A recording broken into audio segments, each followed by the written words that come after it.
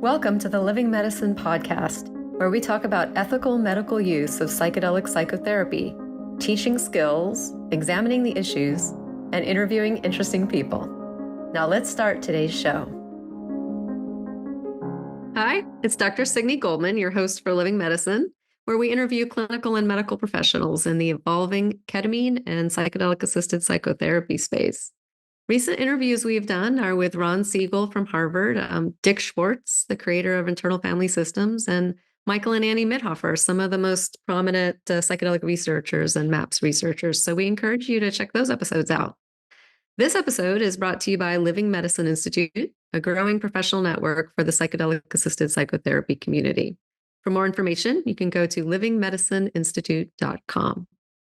I have Chad here from Rise 25, who has done thousands of interviews with successful entrepreneurs and CEOs, and we've flipped the script, so he will be interviewing me. Chad, welcome to the show. Hey, thanks so much, Signi. I appreciate you having me today. How are you? I'm doing well. Good. Hey, I'm looking forward to finding out a little bit more about you and about Living Medicine Institute. Tell me, what drew you to specialize in psychedelic-assisted therapies and research?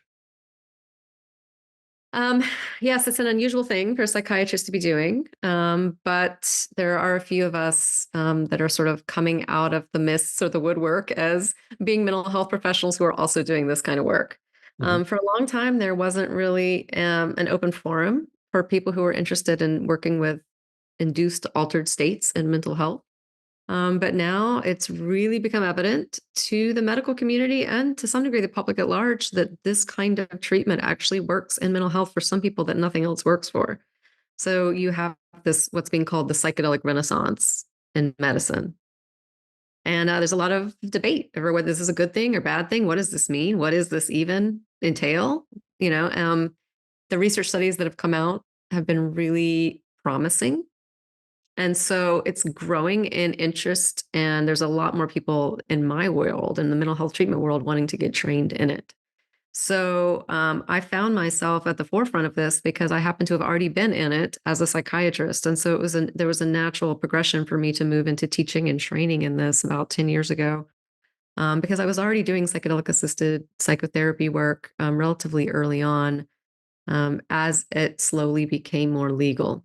And the first substance that became legal to be used was ketamine. And so I've been working along with my colleagues and in our clinic doing ketamine-assisted psychotherapy for many years now, and started a training program a few years ago with my colleague, Sandy Newith.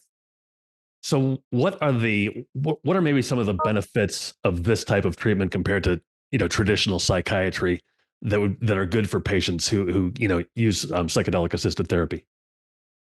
Well, the most important thing that's getting the most attention is that people who don't respond to other treatments are responding to this.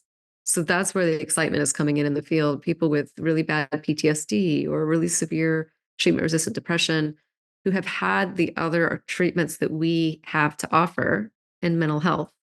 I'm a psychiatrist, so I'm available. I can offer all the psychotherapies and the medication treatments and all these. There are people who don't respond to those, and that's always been one of the hardest things to deal with emotionally as a mental health provider. And so what happened when we moved into using altered states, which is what psychedelic psychotherapy is that a significant chunk of those people actually started getting better. So that includes PTSD, trauma, treatment-resistant depression, other anxiety disorders, and addictions. So you can see that really covers a wide swath of what we cover, what we treat in mental health. So it's quite exciting to see the potential for that. And that's reflected in our clinic. We actually do have people quite often coming through who haven't done well with their prior treatments and who really respond to this. So that's what we're seeing, and it's matching what's in the literature as well. So you've done traditional psychiatry. How does your background in that kind of inform your approach to ketamine-assisted psychotherapy? Well, one of the things that it has, one of the big influences I should say, is that I'm trained very rigorously in what's called evidence-based practice. And because I am a mainstream Western medical provider, I have been taught, and I believe correctly, to practice under what is called evidence-based frameworks. And that means that I don't offer treatments to my clients unless there's some science supporting it and showing that it's both safe, which is important, and effective. So I wasn't doing assisted psychotherapy 20 years ago, for example, but I am doing it more now because the evidence base is progressing along with my career as a psychiatrist. So we have had really robust and good science starting to come out about these medicines, both their safety and their efficacy. And as that's coming out, and as we are legally able to, we've been tracking that. So this sort of respect for science-based treatment really comes out of my medical training. And then also understanding the importance of doing full psychiatric evaluations on people. And this isn't something you just to be, colloquially about it. You don't just throw everyone into this treatment. It's really important that you vet the clients that are appropriate for this, that you make sure that they've had the other appropriate treatments as a psychiatrist that are out there. And that you know that you've psychiatrically evaluated them correctly and ruled out risk factors. So my psychiatry background comes into this completely in almost every way. So I think of psychedelic work as not the only thing people should do, or even necessarily the first thing. It's a tool in the toolbox of myself as a psychiatrist. And even in my own clinic, I'm not using this with everyone. I'm using it with people who either are a particular fit for it or people who have not responded to anything else. And when I am using it, I'm using it in a evidence-based, which is a way of saying science-supported way. So I was going to ask you, like, how do you integrate evidence-based practices into this kind of approach with your work, or did you already kind of answer that question? Yeah, I mean, I can answer it in a bit more of a detailed way, and that is that to the extent that the science has come out, the protocols, right, that are used in the scientific studies, and sort of there's evidence for example, particularly with ketamine, which is one that we're using the most because of its legality. And when I say we, I mean the field as a whole, certainly in the United States, but mostly worldwide in the Western world where this is being adopted. Um, so there's science and research supporting the dose ranges that you use, the frequency that you dose someone to not expose them to, say, addiction risk or something like that. There's actually studies around the therapeutic interventions in the sense of like how much preparation is being given before you're given the medicine, and then how many sessions you have after the medicine to sort of into what we call integrate that and make sure that you're safe around that. How the factors like set and setting, which means like how, what's happening in the room, what's happening in the person's internal preparation, the interactions with the therapist themselves, all of these things have been modeled in the research studies that have come out. And so we're not making that up wholesale. We're taking from those research studies and using those protocols and those kinds of what we call evidence-based ways of working with the psychedelics in our clinic. So you have created a video teaching series and certificate program for ketamine-assisted psychotherapy. Tell me a little bit more about that. How did that come about? Yeah, that actually came about because I was one of the early adopters of ketamine-assisted psychotherapy, I think in the country. It's a relatively new field and it's evolving as we speak. And it came about because I kept being approached by people who heard about this, either just word of mouth, mostly locally or regionally at first, and wanted more information. And initially, it was just people saying, "Hey, let's get lunch. What are you doing?" Or, "Hey, can I come over to the clinic and see what you're doing?" Or people were really excited about it, really interested in it, and had no idea how to dip their toes into it. And when I say people, I mean other providers, other clinicians Hmm. that really wanted to understand how to adopt this. And so I did an informal training cohort with a few people that were pulled together through word of mouth some years ago. And what happened then is I accidentally stumbled into this giant demand because there's a gap. There's like a bottleneck right now. A lot of people who want to get into this work, and what's missing is adequate training or an easy entryway into it that is safe and like fully developed. So I really created the curriculum. And I have a teaching background way back in my life. So I created the curriculum initially for people that we wanted to train to bring into our clinic and our community, our practice community. And it was what would everyone need to know to do this work? What would they need to know to do it safely? What are all the things that I would want someone working for me to understand? And what came out of that almost immediately is that you can't train in this work unless you've had experience yourself being in an altered state, and so that got worked really early on into our ethos. So we teach people that come and work for us through getting them on the medicine and teaching them to track what the experience of being altered on a medicine feels like and how to navigate that themselves in all kinds of different contexts and doses and settings and things like that. So they fully understand what their clients may experience. And then the videos came out of helping them track the things they need to learn while they're in the altered state and when they're not in the altered state, and how those things kind of weave in with each other. So that got created initially to train, the sort of people who were coming to me just through word of mouth.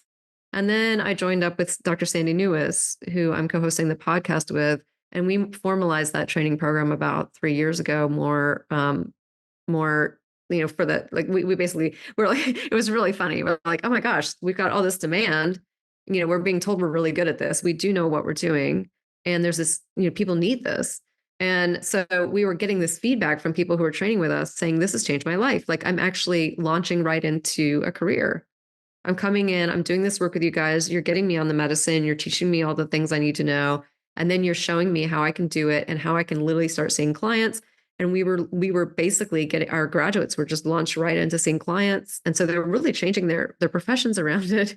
And so we started getting this feedback, and we go, oh gosh, we should formalize this. We might need a website. We might need an admin assistant. And it just turned into that. So it's been, in some ways really gratifying and also humbling, because like we're scrambling to figure it out in a way. Like, we're clinicians, we're not necessarily like business people. And so it turned into this thing that grew itself because people just kept showing up. And so what that really speaks to me is there's a real hunger for mentoring and knowledge out there. So that's a long answer to how that video series got created. But the video series now, it exists as the sort of crystallized things that you need to know to do this well. And so it's become the sort of foundation of our 101 curriculum. But it is important to say that, you can't just watch videos and do this. You have to watch videos in combination with doing the medicine yourself. And that is really the backbone of our curriculum. So and now we teach sort of various levels of training based out of that initial seed curriculum. So if somebody decided to pursue the certificate, what kind of maybe a time investment is that? There's different entry points, but the minimum time commitment is a 16-week and kind of deep dive intensive training that we have. There are people who come to retreats or introductory offerings before that. But the 16-week is really the core of what you would be required to be certified. And then after the 16-week intensive, which involves 7 experiences on the medicine yourself that are assigned to enforce certain curriculum teaching points. So you're not just put on the medicine just to be on it. You're put on it to enforce teaching points, and you have to actually journal and track that and report back. So it's very hands-on. It's very mentorship based. By the time you come out of that, you then have to have 3 clients that you see under supervision by us to make sure that like we're eyes on your process and seeing how you're doing and you're having our feedback. And after that, we consider you certified. At that stage, our graduates usually are taking clients in their practice, and they've pivoted to being ketamine-assisted psychotherapy providers. So it's by the time you get through that process, you should feel like when you get to your office and you have a client and you're in an altered state and you're in a room with them, that you know what to do. You have a certain confidence and that there's no hesitation there. That's kind of our goal is to make that happen for you. So that's certification. It really is, do this deeper dive training. It involves being on the medicine, involves a lot of teaching and mentoring.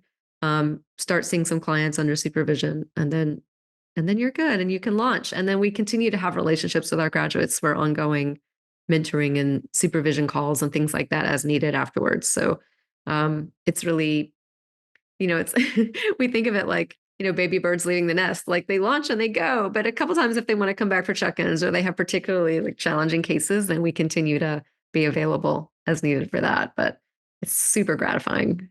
Yeah, very nice. That's awesome. So you have been trained as a rites of passage guide. Maybe your audience already knows the answer to this, but what does that mean? Actually, most people don't know what that means. Rites of passage, the term rites of passage really comes from what we would now think of as more like an indigenous cultural way of living, a more animist way of living, without going too much down the rabbit hole of what that means. a simple way to think of it is a common rites of passage that you see today would be like what we call a vision quest, right? Hmm. Where someone goes out on the land and fasts or is in solitude with nature and comes back, but it's held as this as a ceremony to mark a life change or a shift inside the person or something really meaningful happening for them that they want to navigate.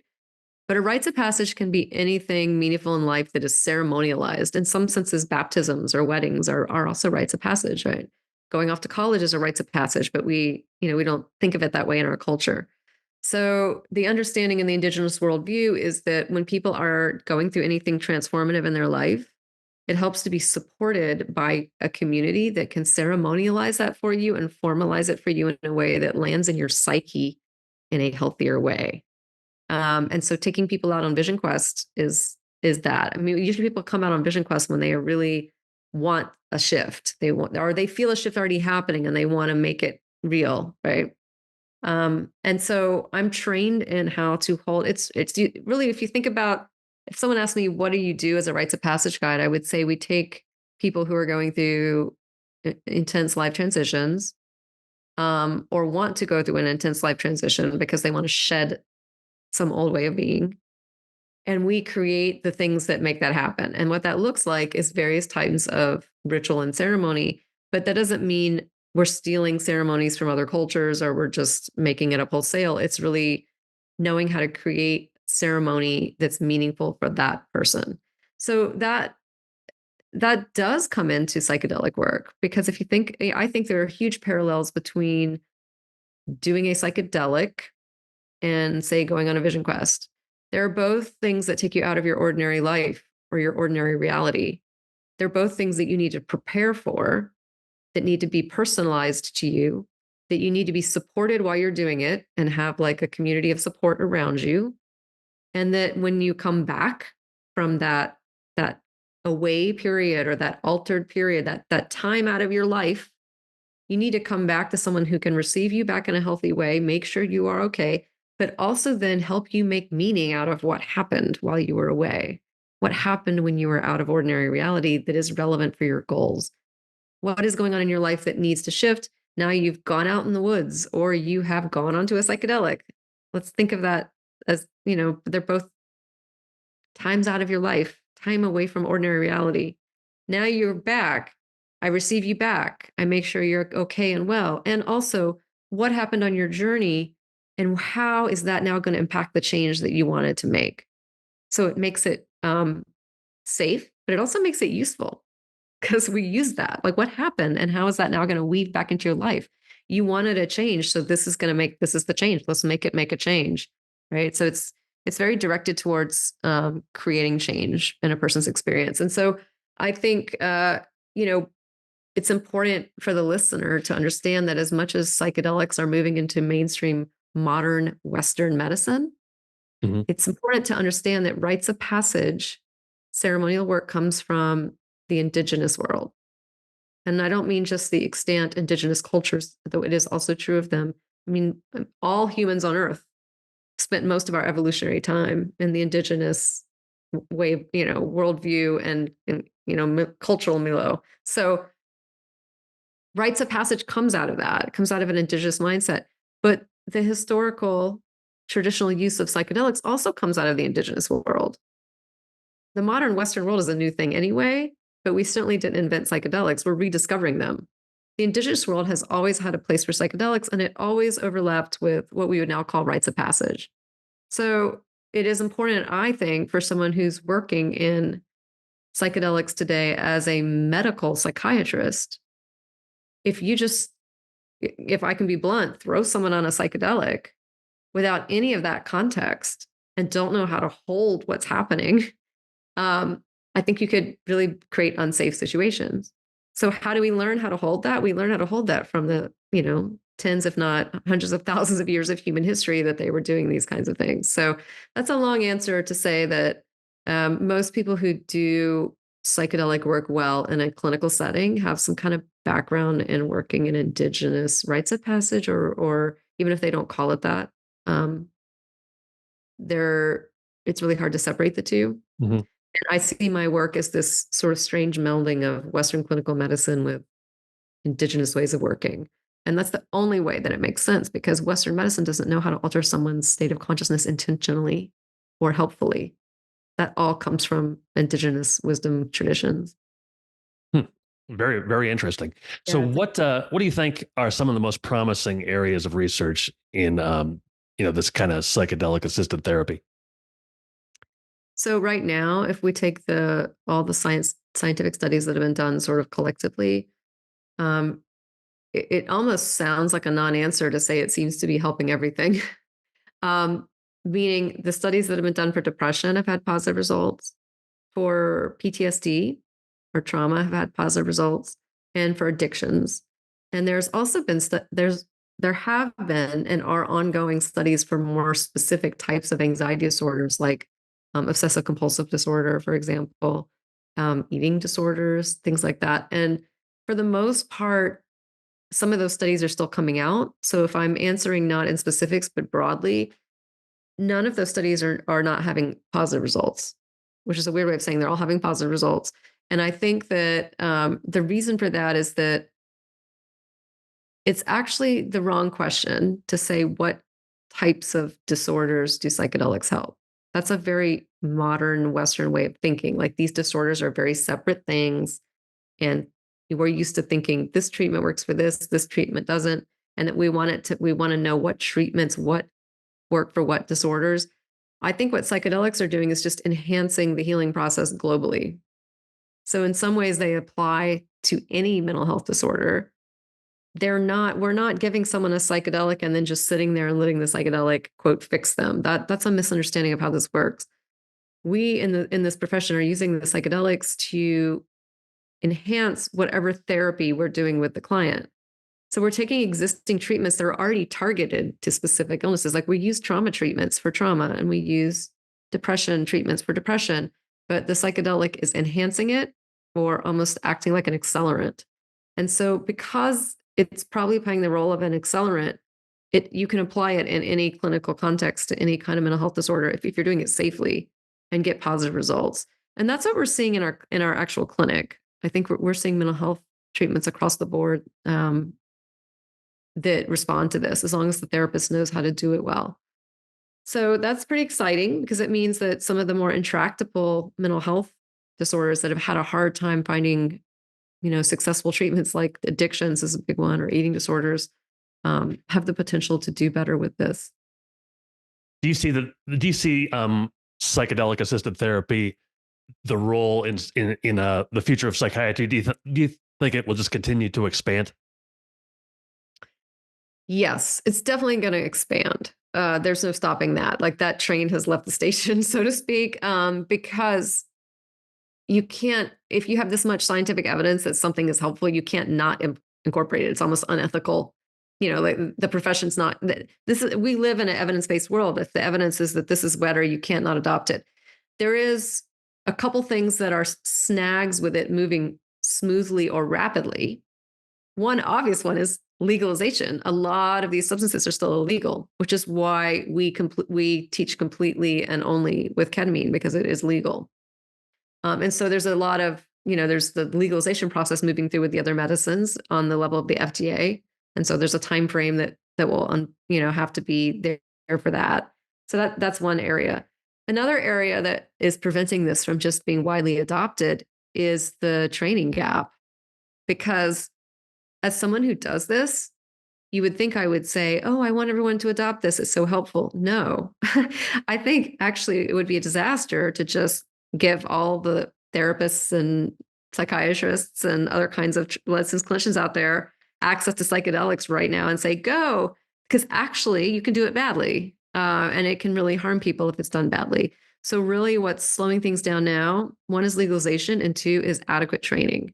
And I think that speaks to why, when we started a training program and people developed a reputation for being like good and safe and thorough, we got hit with all this demand. And we're not unique in that. There are other really good training programs out there that are having that same phenomenon happen. But there aren't enough of them. There are, and so that has to grow. There has to be an increase in knowledge and training. And that's actually the impetus for this podcast and for us creating more digital online platform and platforming for this community and for, people who are experts to get their voice out there with reputable information, because there's a huge need for teaching. There's a huge hunger for it, but there's actually a concern about unvetted or kind of bad information just kind of flooding the airwaves, because that happens a bit with something like psychedelics, where they have all this enthusiasm, grassroots enthusiasm around them. And what I think happens, or is a potential danger, and I've seen a little bit of already, is the enthusiasm gets ahead of the skills, and people start practicing this in ways that isn't completely safe, either medically safe or psychologically safe. And then you get bad outcomes, or you get people getting harmed, which is a very real thing. So what we're trying to hold in our, in living medicine and in the Living Medicine Institute and the trainings is, yes, the enthusiasm is great. We need more people to do this work. Please come and get really, really thorough training, whether it's with us or someone else. Please don't do these things that are unsafe. And because the training is relatively intensive, we spoke earlier to our certification requiring a minimum 16-week deep dive, heavy experiential training followed by supervision. That's not easy. That's not expensive. It's expensive. It's time consuming, right? All that is just reality. So it's unfortunate. It's a hurdle for people to get over getting the training. But if they don't get the training, then they can't go forward and safely do the work. And so that's actually where a lot of the adoption of psychedelics and mental health is getting slowed down, because it's not legality is a kind of it's a hurdle, but it's not as much of a hurdle as a lack of training, because we already have a legal psychedelic, which is ketamine. So it's the lack of training that is the most problematic. And that's really the mission that inspired us to create this podcast and start getting like reputable, vetted information out, but also hear from other experts and other people who are doing it well. So what are you most looking forward to about this podcast? Well, one, Sandy and I actually have just discovered that we like talking to each other about geeking out on this topic with other interesting people who are doing this work. We ended up we've done it already, and we end up having a lot of like symposia or get-togethers with people, and these amazing conversations evolve out of it. And so at some point we're like, we should be doing this as a podcast. So in some ways it's just fun, and we enjoy it. We enjoy it, especially when we're with each other and talking to other people in our community. And our second goal is, I think the mission of our organization at this point has been to be the voice of increasing information. Like, what we want our audience to be is providers, clinicians out there who want to get into this work and want to make sure that they're hearing from people who have expertise, who are careful and safe, and who can speak with authority about what their training needs are, and then help them understand how to get those things, and then continue to enrich their knowledge by this field is constantly evolving. The research we need updates. Things are coming out in the media, policy things are shifting, different medicines coming through the pipelines. What do we know about those? So it's a field where you kind of need to be kept up to date. And then there's all these fascinating side conversations that come out of this. Like, what about the spiritual aspects of this? How do we speak to that with any kind of authority? And who gets to say what that is, and who can talk about that in a medical context? That's an interesting place to land. There's, to what extent indigenous things are relevant here or are co-opted. I mean, there's so many conversations around that come up. So it's a unique in that this is a medical specialty, but it has all these philosophical, if not existential implications because we are altering people's reality. And when you're altering your reality, that's new in medicine. There's a lot of implications there. And so there's these fascinating conversations that are being had in these sort of kitchen table conversations among professionals in the space that I think would be really great to get out to the public, but especially to other providers who are moving into this and want to do it in an educated and safe way. So we feel strongly about it. You may be able to pick that up in what I'm saying. We feel strongly about this being really important and important for this work to go forward in a safe, professional way. And then we also enjoy these conversations because they end up in some really fascinating, unexpected places sometimes. And it's a rich, I feel very fortunate and humbled to be doing this work. I didn't know I was going to end up doing this. I thought I was going to be a psychiatrist, right? Because Hmm. when I went through residency training, this didn't exist. You couldn't go into psychedelic medicine. It's not something most of us thought we'd be doing with our lives. And those of us who have like found that our lives have shepherded us into this place, we feel a sense of responsibility, frankly. I see this among others, not just myself, um, that, we're humbled to be in this role. It's really potent and powerful work, and it's humbling to watch. And there's a sense of, if we know how to do it well, but also how to do it safe, and we don't spread that word, it's almost like it's beholden on us to do that. So that's a lot of the motivation as well. Yeah, awesome. Well, I know it's going to be very interesting and informative and valuable. And it's been great to talk to you today, Signy. Thanks so much for having me. Really appreciate it. Yeah, it has been. It's fun. I bet you don't, talk psychedelics with Not so just much. No. so thank you for doing it. It's been great. Yeah, thank you. I'll talk to you again soon. Thank you. Thanks, Chad. So long, everybody. Thanks for listening to Living Medicine. We'll see you again next time. Be sure to click subscribe to get future episodes.